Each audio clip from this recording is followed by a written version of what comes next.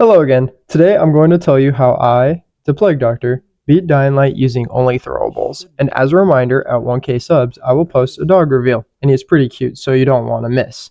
Because I'm a gamer, I'm playing on Nightmare difficulty. And so the challenge begins. I fall out of an airplane and get bonked on the head. I wake up to scare some children and find myself at an impossible part.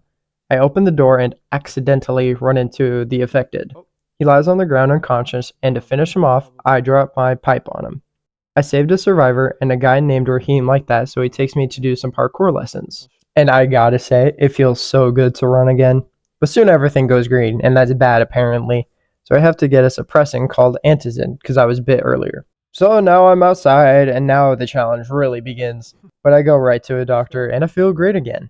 I need level 4 melee throw for power and the shurikens and grenades crafting for survivor. I then go around building to building, getting resources to craft basic shurikens and molotovs. I'm then tasked with resafing a house. I arrive and throw a molotov, cooking two, and then throwing a single shuriken to finish the fate of the survivor.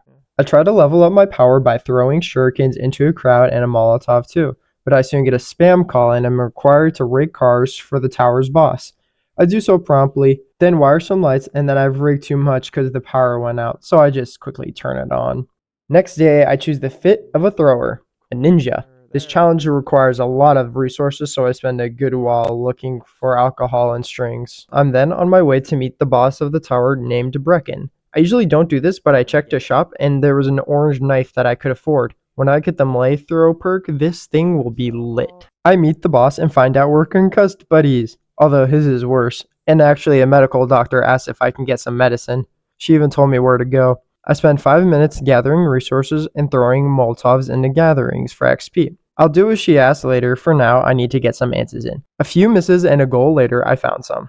But very regrettingly, do you know what intrusive thoughts are? Again, it feels great to run again, but either way, I die. And then I make it back. Because of it, I'm on my way to Rise. And on the way, I make sure to gather resources for craftable throwables. But at survival level 5, I can get the crafting expertise perk. For more, for less. And for this perk, it's the sooner the better. To get the survivor XP, you have to do quests. Lena told me earlier about Brecken's need for seizure meds. So Detour to Ghazi's, this quest requires a little to no throwables, so it's a great start. Ghazi's the best. He wants Mama happy. To do so, I fetched chocolate and a movie. The movie was in and out, but chocolates was swarmed, so I had to use the Molotov. But I made a mistake. To get away, I slid into a zombie. With bad luck, the zombie flew, and I accidentally bumped while in air, and she flew on a chair and died. Quite comical, really. So punishment? Of course. I killed out of challenge. So what was it? Did I fail? No, it was easily avoidable. So I decided to leave the knife that I was so excited to use and spent all of my money on as an apology. So I returned to Ghazi, stole some stuff, and then left to Lena. But on the way, I saved a guy for more XP. And then I arrived to Lena. But still, I need more. Oh, but here. Oh, you. Da da da da da. Counterfeit drugs. Da da da da. Drug bust time. Bento here has been selling counterfeit suppressants. He'll pay. Shuriken Barrage. Go. Wow, 17 and only 2 dead. Oh, we'll use this tank. I'ma kidnap you, buddy. Okay, shurikens don't work very well on humans, but this will. So why did I run? I don't know, but I got my XP now to Rise. As Rise was torturing, I was on my way to a cell tower. Not to brag, safe to safe house.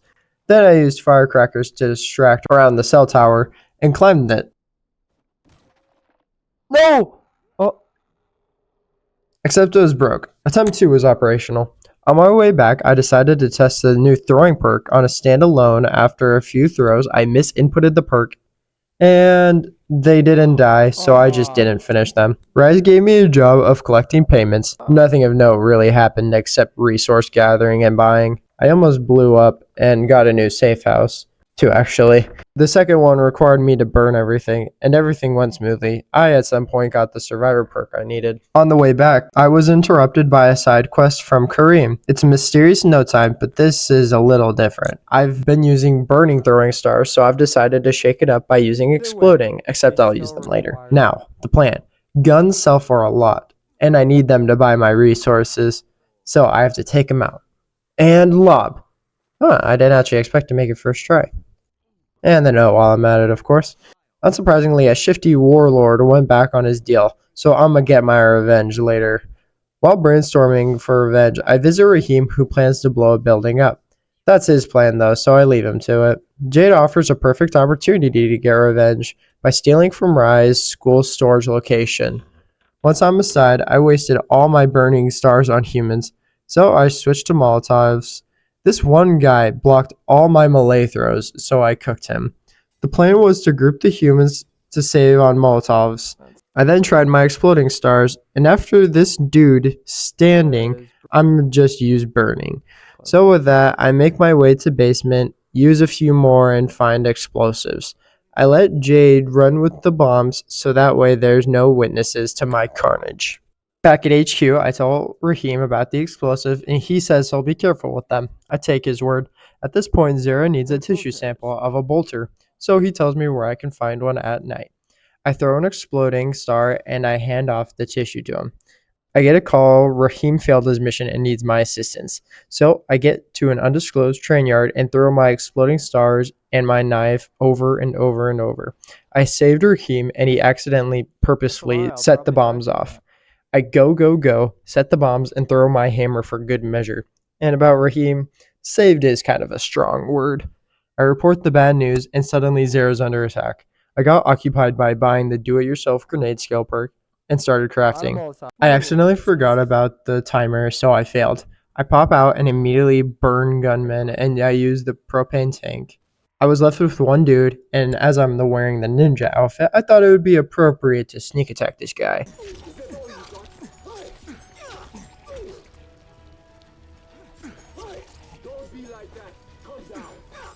Took a lot of throwing. Completely unrelated, but I noticed even though he's dead, he still blinks. Rescuing Zero was brutal. On the roof, I thought the shurikens would work if I surprised him.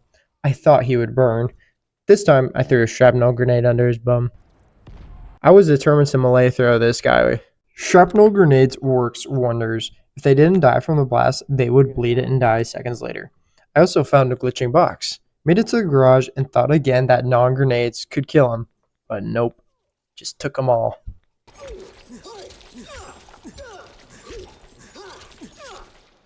I then decided to save my inventory throwables and use propane tanks. They mostly didn't work. This guy just ate it. I'm sorry. But they all fell to my precise throwing arm. Everyone will burn.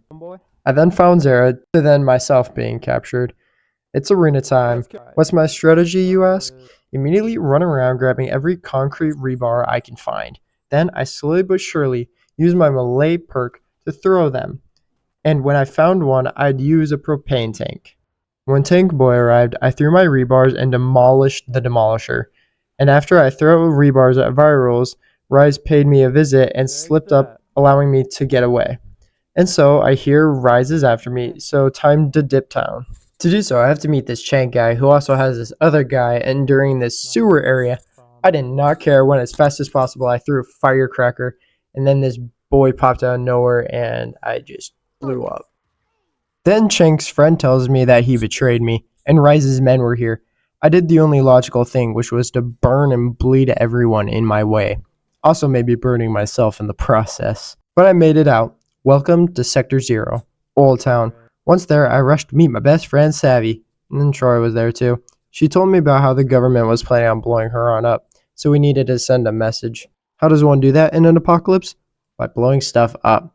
Well, I have to go to sewers, enter a tall building. I get to a higher up floor. Zombies seemed endless. I used most of the time just throwing my burning stars. Best part is when I just smoked a screamer with a single clean throw.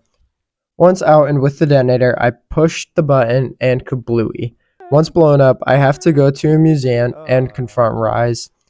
Before this mission, I got really geared up. I got resources I needed by going to the university. Then I bought resources and Quartermaster gave me some, plus a weapon that I could sell. Then I slept over and over until I was ready. So I snuck on these two and took them out. Then Rise was here. On the floor was no problemo. But the balcony, I figured out a way I could walk under and throw shrapnel grenades into the air and they would explode above me. It worked better than expected, actually. So whether it was shrapnel or Molotov, everyone fell to me. But this guy thought he was Captain America. He jumped right onto that one. I cooked some zombies, saved Jade as much as I saved Raheem, and then to here. This guy, my guy, was so scuffed. What? I'm sorry, but I don't think it works like that, buddy.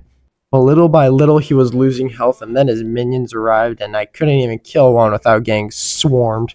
But on each side, there were rooms with doors so you could close, so I was able to single one out and melee throw over and over until they died. Also, I confess, I may have accidentally killed one with a door. Tell Amir I give my thanks. Then I got beat up by the two outside. Now I have to try communications again, and to do so, I have to climb a big tower. And so into the sewers for the broadcast mission, and I actually learned something new, but I'll save it for another short. But I just went for it, and I arrived to climb, made the highest barbecue in Haran, and did some swag hacking. I said hello, and then they called the bombing off. Next step is to go to a colleague of Zero's office. I cooked these boys, and their deaths were in sync. Once inside, I was able to climb in the vents. This guy tried, but failed. But during this mission, I realized that hazmats don't actually catch on fire to fire burning stars. Interesting. But I found Camden and gave him a birthday present and spent my new survivor level on trap bombs. Once outside, I took a quick nap to get a call from Rise. I'll get him this time. This is it. I run and I run. Once in the sewers, I throw shurikens, firecrackers, and Molotovs. I'm back at the arena and I find a shovel. Yeah, that's it. Long elevator ride later, and it's the hardest part of every run. Watching a friend die is never easy. And if you've seen my other videos, I pay my respects with the arena machete, a weapon stained with Rise's blood. But I made a mistake. So I give him Tahir's machete. Rest in peace. And on the crane, I throw my last item, the shovel weapon. And with that, crane on a crane overlooking death, I meet Rise. I finish him and take back a blue box. With that being said, I have beat Dying Light with throwing only. If you'd stay till the end of the video, thank you so much. And with that, good night and good luck.